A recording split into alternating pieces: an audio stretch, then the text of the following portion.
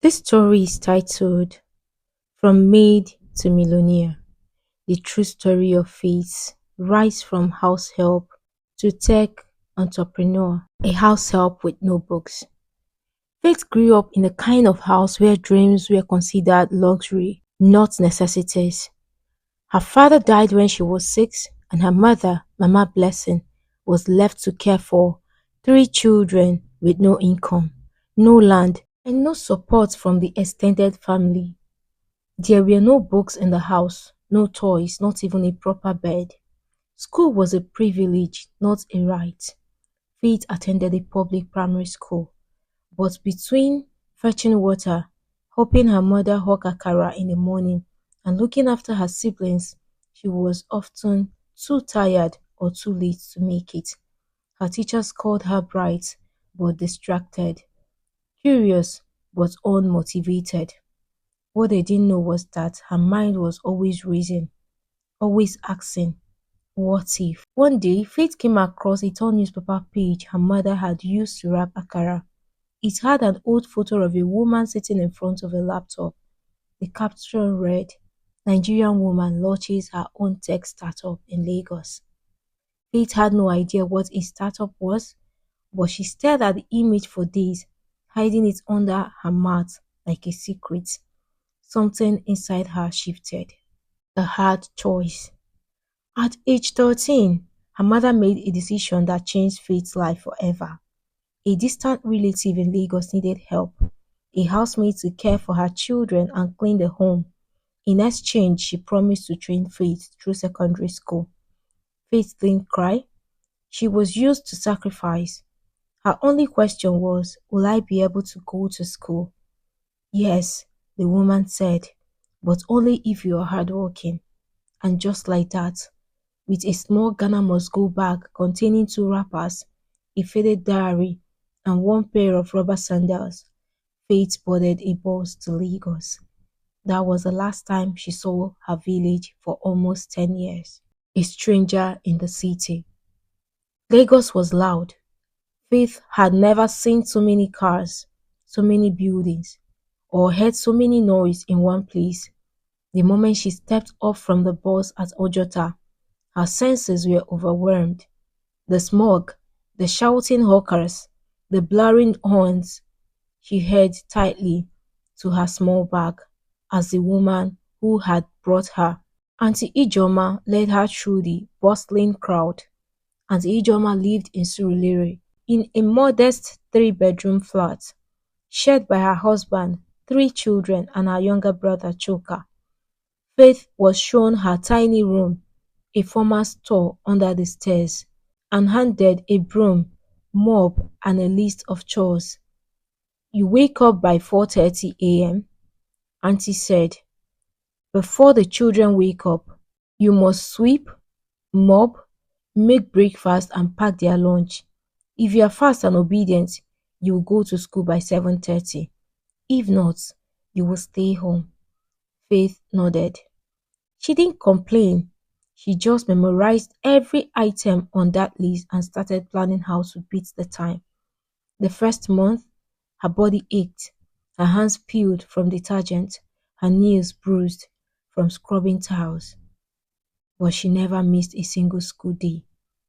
What surprised her was how much she loved school. The hidden notebook. Faith was quiet in class but always alert. Her teachers noticed she had a strange way of learning. She didn't ask many questions, but she always submitted her work first and usually got it right.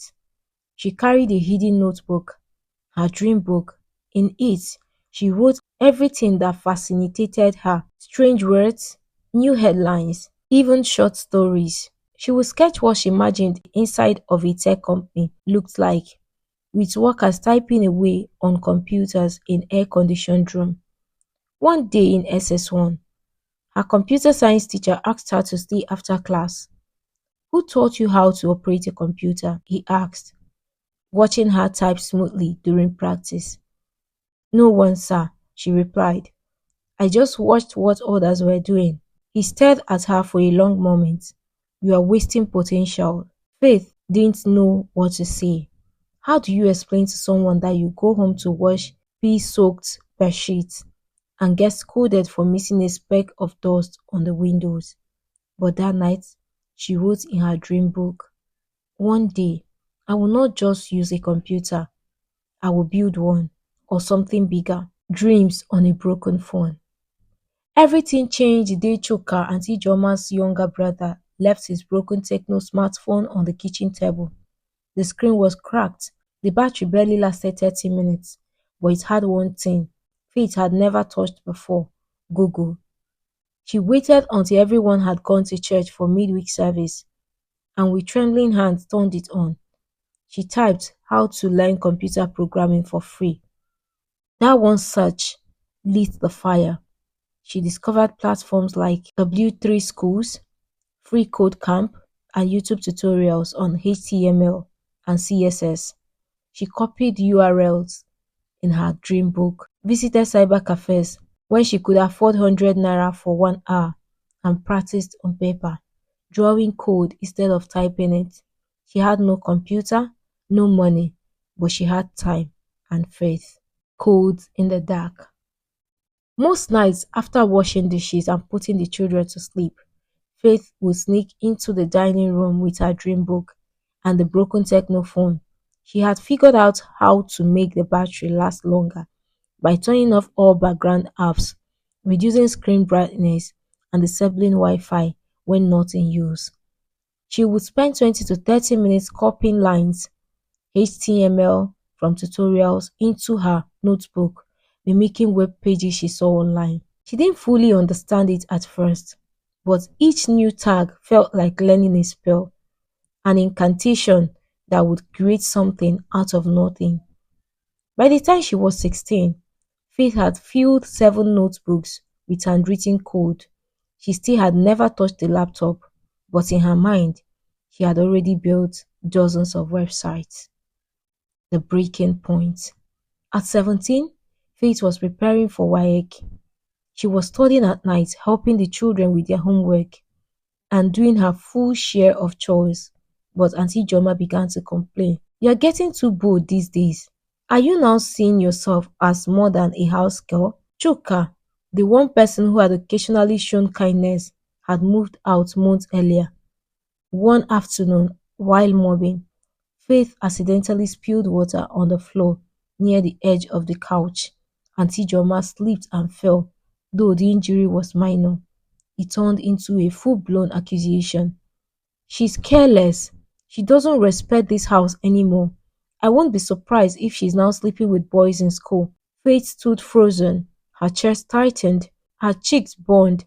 No one had ever said anything that cruel to her before. That night, after everyone slept, Faith packed her books, her WAEC registration slip, and 2,300 naira she had secretly saved over 2 years from change and market errand tips. She didn't know exactly where she was going. She just knew she couldn't stay. A stranger with a laptop. Faith slept under the Ojuelegba bridge for 3 nights. By day, she cleaned tables at a buka for food and helped a food vendor peel oranges for coins. She kept her books inside a blank nylon bag, wrapped tightly to avoid moisture. On the fourth day, while waiting at the side of a cyber cafe she had once visited in motion, she heard a voice behind her. "You dey wait for person?" She turned. A tall man in jeans and glass held a laptop under his arm. He looked mid-30s. She hesitated before nodding. "I've seen you here before. You always write things from the screen into that book," he said, pointing at her bag. "Why don't you use the system?" "I don't have money," she answered quietly. He smiled slightly. "Come." His name was Mr. Sam Ajayi, a freelance software engineer who rented a free workspace in the cafe when power was out in his neighborhood. That day, he asked her to show him what she had learned. She opened one of her books and started explaining code. He sat in stunned silence as she recited function names, loops, and HTML tags from memories.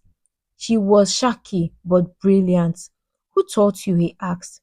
She looked up. Google. He blinked. Then he offered her something that would change her life forever. My wife and I run a small coding boot camp for girls in Alagbado. We can't pay you, but if you work at the center 2 days a week cleaning, you can join our beginner class.